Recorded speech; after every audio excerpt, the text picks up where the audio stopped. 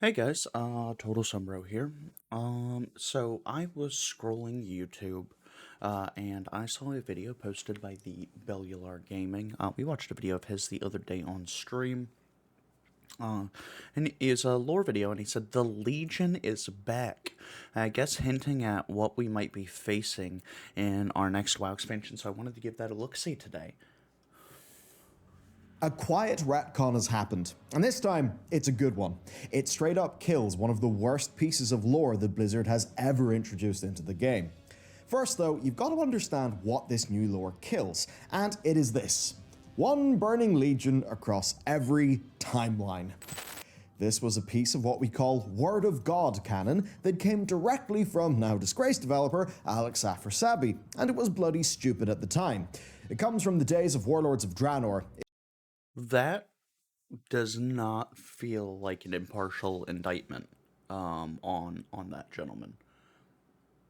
That really doesn't feel super impartial. It made no sense then, and it makes even less now. And per this lore, everything was as we understood it, following the normal rules of an alternative timeline, except for the Burning Legion, because apparently there was just one Burning Legion, and they happened to span every single different timeline. This was rather loopy. How does that work? Like what is in the game, like in the lore nowadays, other than like because we said so, because video games? Like what ability do the Legion have to be able like to, because you operate so they're saying that the Legion is similar to, like, say, the Vex, right, in Destiny, where they operate either like outside of time, or like they have their own like pocket dimension that like operates differently than like our own existing dimension. There are numerous ways in which this actually breaks the lore, and it did come, of course, from the man who coined the phrase, "no negativity in the dojo." Hardly surprising then how bonkers this was. Issues arose. I mean, why stick with our Azeroth if you're one legion across all timelines? There's countless other Azeroths you can go and get instead. Why not use all of this time to build an infinite army using, say, infinite ore chords, a bit like how Rathian wanted to do back when he was in his Mad Lad phase, and so on. If the Legion was one across every timeline, they sure managed to squander every opportunity that came with it. That is a pretty sizable loophole. That does track. Like, so if you span every timeline, yeah, why can't the Legion just go get literally all the orcs and then say, "Hey, you're part of the Legion now. Now you're also outside of time," and then just like congregate them all. And per Alex, this is because the Nether spans all timelines. Made little sense then, still makes no sense now. And best of all, the mended lore. So I am not uber familiar with Warcraft lore, but what is the Nether? Is the Nether? It's not the afterlife. We've seen what the afterlife is in Shadowlands. So is the Nether like if we look at reality like a coin? Is the Nether like the other side of our reality's coin? Like what is it? That I'm about to present to you today fits right in with the latest story developments, leaving us with a tantalizing look into the future and a tantalizing segue to our sponsor, squarespace.com/Bellular Gaming, where they've actually got a awesome new product that's an amazing way for you to get started for free, and this product is called Biosites. And these basically bring Squarespace's design prowess to a category that honestly often does lack design. Biosites have lovely, rich modules that put your content first, and they're full of great features to help you stand out and even earn some money by accepting payments to connect with your audience or your content or even some other platforms. You even get lovely analytics to report it all. It really is an awesome link in bio solution, and even if you don't have, say, a product to sell, and perhaps you just want to put your best foot forward in terms of your portfolio, having an excellently made biosite really will help you stand out by giving the people you interact with a positive experience when they interact with you. They'll be like, "Oh, look, I clicked on that person's bio and the thing they put together looks really nice." That's a good first impression. You can almost see this as your digital business card. And then, of course, To head on to Squarespace proper, you can then nail your full site design using their award-winning templates. You can even make your own template with the new blueprint feature that I've talked about that makes an already smooth process even more smooth. And of course, all with their brilliant feature set like e-commerce, memberships, email newsletters, all presented in an all-in-one platform that just makes your life easy. So build your site free today with my link and use code Bellular Gaming for 10% off an annual plan when you're ready to send it live. That's squarespace.com/Bellular Gaming. I'll start it with something funny. When we go to the Shadowlands, we meet Draka. Our Draka, Mother of Thrall, not the Draka that we met in Warlords of Draenor. This is quite clearly our Shadowlands. If someone dies on another Azeroth timeline, they're not going to appear in the Shadowlands where we can see them. In Shadowlands, we see Draka and Thrall connecting, right? Talking I actually didn't know. So, like, because I got out of WoW for a while, I actually didn't know that Draco was a returning character. to each other. And it's quite clearly our timeline's Draka, the one who gave her life to save a son that she would really never see. Not alternate universe Draka, who actually never had a son, had a daughter instead, who happens to be alive and well in Orgrimmar. So yes, the fact that the Draka that we meet is the one that died to save her baby and she now gets to talk to her baby, Thrall in the Shadowlands, it quite proves it's the timeline that we lived. Now yes, I will address one developer comment. Steve Denuser talked, in what was quite frankly pointless waffle, about ropes and thread, and he seemed to insinuate that Draka, despite acting just like our Draka, is actually a rope made of many different threads. All the threads being different Drakas that all pull together into the Shadowlands. And frankly, I'll just...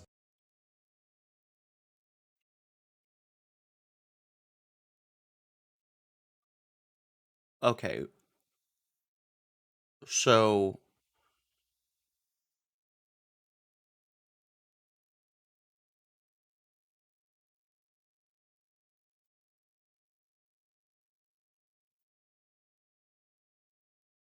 I have several questions. Draco was like singled out and like for her like battle prowess and like moved up to gain some prestige within the Shadowlands, like in her position in the Shadowlands, right? In the WoW version of the Afterlife. So are they saying that the Draka in the Shadowlands is the sum cumulative whole made from all the Drakas across all the timelines? So is it like that for everyone that's passed onto the Shadowlands? Do all the Drakas, like, does she just like fucking gain additional threads and depth over time as her many timeline versions of herself die and move on? How's that meant to work? say this. Steve, I'm down with you being on the mushrooms, but don't be tripping when you're codifying your thoughts down to actually write the canon. But anyway, what Steve said in that interview is not reflective of what we actually see in the game, where the denizens of the Shadowlands were quite clearly all from the main timeline. So, now that that stuff is well and truly dead, let's return to things. Okay, so that's like gobbledygook that someone was like 10.1.5's theory time rifts crafting. take us to alternative timelines. And in these timelines, characters are different. They are their own universe's incarnation of those characters. We can cross over a bit to close those rifts because timelines breaking into each other is pretty bad, but it So the new Time Rifts public event activity is actually like pretty fun. It's not super duper good as like a catch up mechanic per se, but it is very fun to play. Like a huge group of people, the trinkets that you can get are honestly like pretty decent. Obviously there are better, like you can get better things out of like the heroic or the mythic raids, but separate from that, they're really good. They're super solid. is firmly the case that these are separate timelines with separate characters. Now, seeing alternative universe Varian makes sense, as does the likes of Deathbringer Uther. So we know how a timeline works for different mortals, right? It's just like, yeah, it's another timeline. I've not seen Deathbringer Uther yet. That'll be fun to see. I've seen like the Tentacle Man I forget what it's a BC boss. I've seen Tentacle Man. I've seen Varen.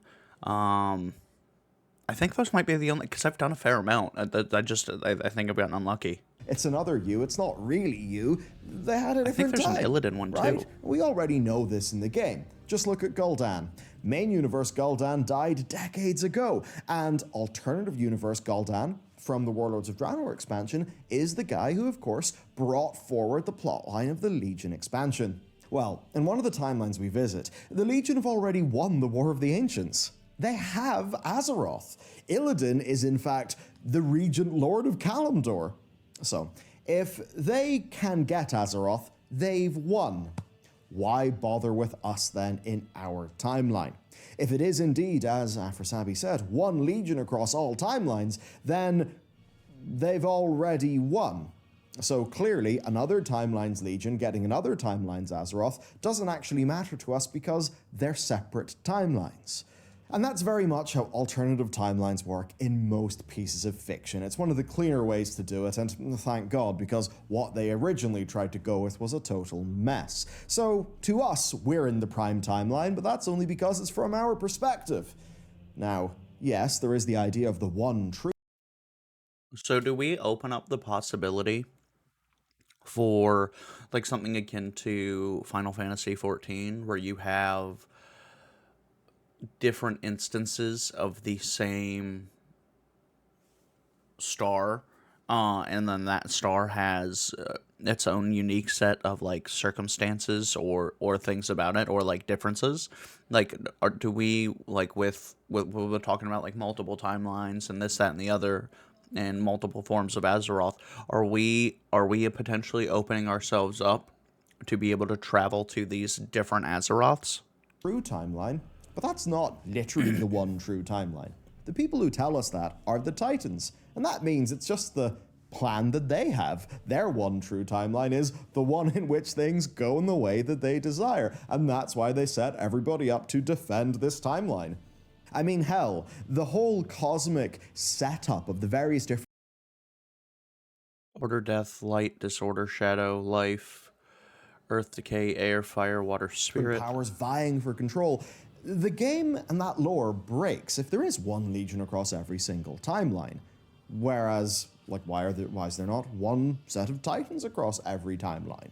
I mean, in Uldaroth, we get to see a world where the Titans have just been winning. They've been free to continue their experiments. Now, in our timeline, the Titans were defeated at Nihilum.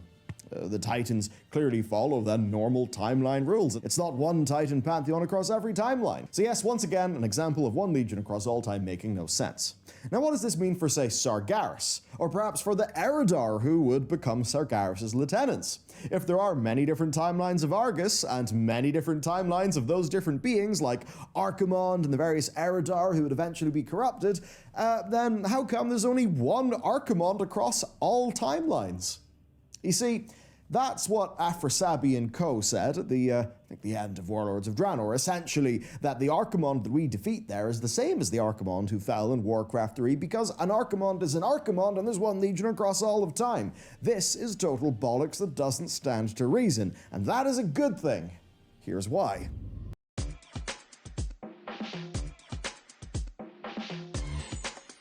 I'm not gonna lie, I'm fully lost in the sauce right now. We killed Kil'jaeden in the Twisting Nether during the Legion expansion. His death is final. Archimonde died in Warcraft 3, but outside the Twisting Nether. Fueled by the soul of Argus, he would be able to regenerate eventually. In Warlords of Draenor's confusion, we again defeated Archimonde, but within the Twisting Nether, truly killing him. Yes, Blizzard stated that Archimonde was our Archimonde there, that there is one Legion across every timeline. As I've talked about, though, that does not fit the preceding decade of lore.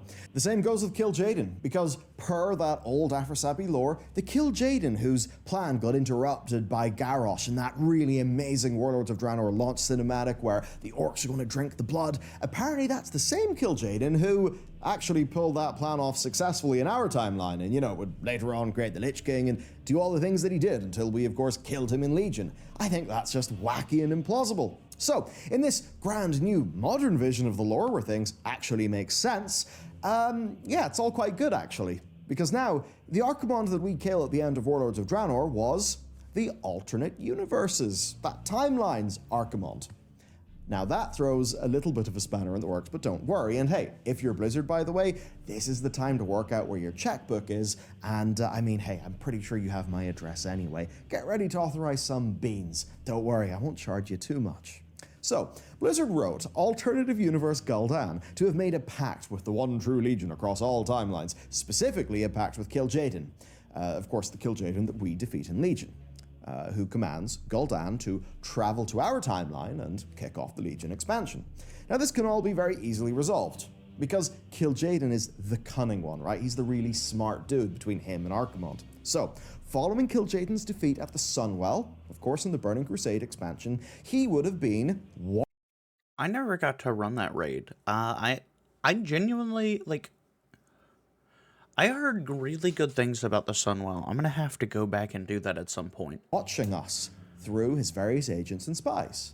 And soon enough, Rathian would be struck by the spirit of Aman'Thul and would predict a Legion invasion. This happens, I believe, in patch 5.3, there and abouts, of Mists of Pandaria. That caused Rathian to get really desperate. Rathian actually got so desperate that he decided he would set events into motion that would see the timeline split with the Iron Horde invading, because Rathian, for some goofy reason, decided it would be better to just have an infinite bunch of Iron Hordes defend Azeroth instead of us. Rathian was a weird guy when he was that young. Anyway, Kil'jaeden would have seen all this stuff going on, right? Not only via agents that were on Pandaria and Draenor, because we've got to imagine the Legion will have agents and acolytes all over the place, but also probably through the Rift of Oln. Now, the Rift of Oln is a very strange, spooky place. It's a deep fissure in the Emerald Dream that, in the novel Stormrage, we learn bleeds into the Twisting Nether and the Great Dark. It's all timey-wimey and weird. Of course, if the Emerald Dream is part of the World Soul, if it's tied to the World Soul, or maybe the Plane of Life, then we can, yes, expect all of these wacky things to be possible. Things such as this. What do we find in the corpse of Archimond when we defeat him at the end of Warlords of Draenor? We find a fragment of the Emerald Nightmare. Yeah, if you wondered why you got a Emerald Dream moose mount for killing a Legion boss at the end of WoD, that's why. Now, the only way it really could have got there is through the Rift of Oln being a bit weird. And given we know the time, space, weird properties of the Rift, and we know about Kil'jaeden's goal of course, invading Azeroth, it's really no wonder that this happened. I mean, in all likelihood, Kil'jaeden probably worked out some way of getting AU Archimond to go and launch that big final strike, and failing that, of course, he was able to make his pact with AU Gul'dan, right? And this all fits into the sort of thing that our Kil'jaeden would do. He makes plans. He's cunning, right? He exploited Gul'dan, meaning that the Legion expansion happened. Now I want you to think back to Azarath. That's the Legion-owned Azeroth we see in the Time Rifts. Because if it is one Legion across all of time, then they already have Azeroth. Why do they care about our timeline? There's nothing else in the canon that works like that. Now, there is a loose end here. If I'm going to say that there is not one Legion across all of time, as I think is very heavily supported in the lore, I do not think the Blizzard will hold to that very silly old idea. If that's the case, then yeah, it means that our Archimond is still regenerating. It means that their Archimond is dead. It means that our Kil'jaeden's dead. And it means that in the WoD expansion, we never killed their Kil'jaeden. It was his plan that was thwarted by Garrosh and us, right? Now, the answer is we have no idea what happens to other universe Kil'jaeden, but I think it's very easy. We can just say that since Yrel has quite obviously united the whole world under the light, we can just assume that Yrel and co defeated him. I mean, if that is the case, it certainly will help to raise the stakes when we next meet Yrel and her forces. Now then, what does this actually mean for us? What are the opportunities? On August 2nd, We're gonna need every single ninja technique, all right? I need you guys to use stealth to block the doors. Did you say going loud? from Seth Rogen comes a movie. In 10.1.5, Iridikron successfully sucks what appears to be an all-consuming void essence out from Galakrond. That explains why, in the old canon of Galakrond, he was a hungry, hungry boy that risked sort of consuming the world. So he sucks out this void essence stuff, he leaves through a portal, quite clearly to Xal'atath, and he says that now that he has this essence, the Harbinger, who, as I've talked about in another video as potentially Xalatath or Ashara, will be able to pry Azeroth from the Titan's grasp. And with Azeroth being all that the Titans actually care about, that when they come to reclaim or defend her, that he will be waiting for them. So, if this Harbinger makes a move soon, then expect the Titans to pay us a visit, which will be pretty crazy. So if the Titans are away, what happens to Sargeras? Will Illidan stay behind to keep watch over him? And given the Titans' outlook, would Illidan even trust them? I mean, look what happened whenever Zira didn't really like the idea of Illidan's freedom. He was quite pissed off about that. The Titans, of course, will only see him as a means to an end. Whatever happens, though, it will be the next step on Sargeras' journey, bringing one of the big Burning Legion characters, I don't want to say back into the story in a surprising way, but giving us a way in which the next step of his plot can happen, because we all knew that he didn't get defeated in Legion. He would obviously play a role in the future. Archimonde's soul then is also in play. I'd say it likely has not regenerated yet. There are multiple ways that it could come back, though, either naturally or a powerful item or sacrifice could be used to hasten his return to the world. This isn't me just spitballing and making shit up. We actually saw this happen with High Lord Cruel, I believe in the Legion expansion, and that's why you were fighting him in the Mage Tower quest. Anyway, there is another wild card here that could be involved. Sire Denathrius. Him and his Dreadlords are still in play. They survived Shadowlands, and in 10.1.5, there is even a Dreadlord as a part of the Warlock quest. I mean, does that hint that Denathrius is up to something in the I suppose, with this post-Legion chaos that's going on with the forces of the Fel, right? It's like demons are naturally chaotic. They've got no Sargeras to lead them. Denathrius and his fine boys could be working an angle there. And indeed, if they wanted to claim something rather powerful, well, Archimonde is tremendously powerful, and because we know Archimonde is also not tremendously intelligent, I think that Archimonde could clearly be manipulated and used by somebody like Denathrius.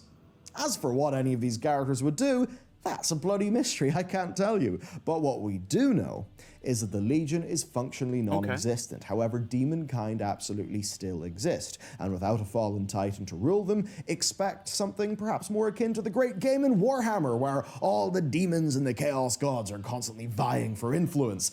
Blizzard's Cosmic Playbox has so many toys in it. We have Ashara, Xalatath, Medivh, technically Medan, Archimonde, Denathrius, Mal'Ganis, Void Ethereals, Void Lords, the Master who Shadreen serves, the Titans, Illidan, Sargeras, Elune, and probably a bunch else. So by this stage in this video, more than anything, I'm tired. Maybe you are too, because this lore has been quite dense, baffling. It's been us doing a sort of clean-up hatchet job on things that do make complete sense with how the game is right now, just Blizzard haven't really spoken officially about them because, let's be real, they just haven't needed to.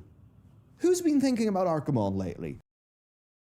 I mean, so I knew about, like, didn't play through Legion, but, like, I was very familiar with, like, on the periphery of, like, kind of what was happening in World of Warcraft. I've been following it for years. I don't think anyone was fucking paying attention to where Archimonde was or you know, what he's fucking doing. That's a fair point. This is a lot. It's a lot. I also fucking didn't remember that we fucking also didn't deal with that fucking douchebag from Shadowlands. He's just fucking out there fucking scheming and shit still, which is insane. There are a lot of threads that could get pulled together for hopefully a pretty interesting story. I think the stories and stuff that we're seeing here through Dragonflight are pretty well put together and pretty well told, and it's a pretty good story so far. I'd like to see more. I'd like to see more of Blizzard expounding on what we're doing so far. Probably only me, because I'm weird. Okay. So this represents then an era, this old sort of set of the lore, where Blizzard truly had no idea what they were doing, right? They used to do the lore absolutely by the seat of their pants. Now it turned out that the people actually building the game, all of its small little elements, they put a lot of heart and soul into the world building, and that's why I think so many of us lore fans really enjoyed the world. They felt all this depth and richness. But even for a good example of that, you know the really good quest in Cataclysm, it's kind of more about honor and stuff like that, where Garrosh ultimately kicks the bad guy off the bridge? Yeah, turned out that was actually made because I believe it was Afrasabi actually, and the quest designers weren't in sync about the direction his character would go in. It can't happen by accident, and that was one of the really good moments. And that just shows you the level of chaos, the lack of, I think, a strong centralized vision there was for that lore. And while a lot of this you think, oh, Chris Metzen, he's the lore guy, you have to remember, Chris Metzen heads this up for Blizzard. He was working on Project Titan, later to become Overwatch. He was doing a hell of a lot of work on the StarCraft franchise, on the Diablo franchise. It's no wonder WoW's lore was a goddamn shit show, even in the time of Warlords of Draenor. And even as that proceeded into Legion, we see strange things like the entire plotline of Sylvanas seemingly changed drastically from the pre-Legion marketing to Legion to Battle for Azeroth. We see Zoval be retrofitted in.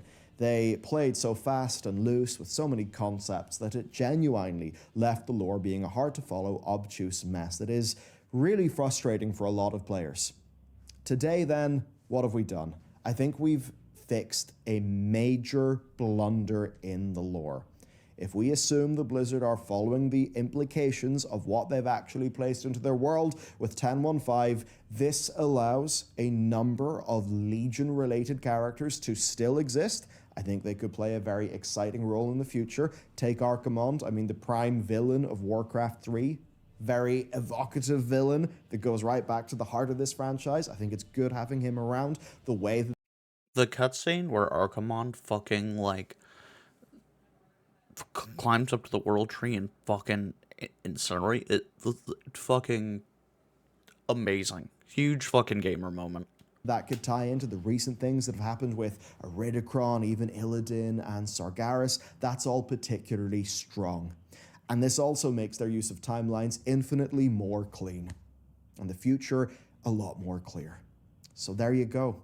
I would love to hear what you think about this, and what cool thoughts have you had from visiting all the different alternate realities in the Time Rifts. To be honest, I've just thought the Time Rifts to be really, really fun, and I think when Blizzard are giving us a world where They are really fun. Like, the time rifts are, like, legitimately really, really fun. It's fun just to go see the different bosses, go into activity.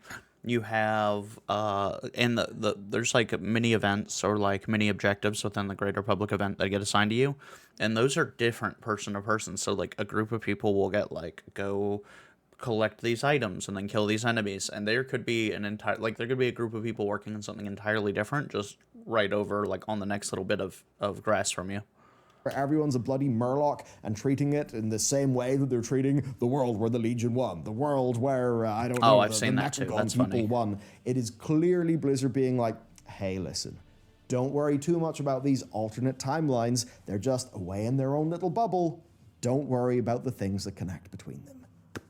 Phew. Okay, that's it for me. Be sure to check out today's sponsor. They do a hell of a lot to help keep the show alive. And I'll see you next time. This is an awesome video. We're gonna link that down in the description below. And thank you to Bellular for posting that. It's always good to, like, kind of see what's happening within the lore of the game to just try to get an idea of, like, oh, this is what we're looking at, right? So yeah, go make sure to I'm gonna drop him a link on the video. And I'm not already subscribed. What the hell? Oh, I'm subscribed on his main channel. This is Bellular Warcraft. Okay. Go make sure to go like and subscribe on this guy. He is a fantastic content creator for breaking down lore and looking into, like, kind of what's going on under the hood within games. But thank you so much for watching with us, and we'll see you here on the next one. Bye now.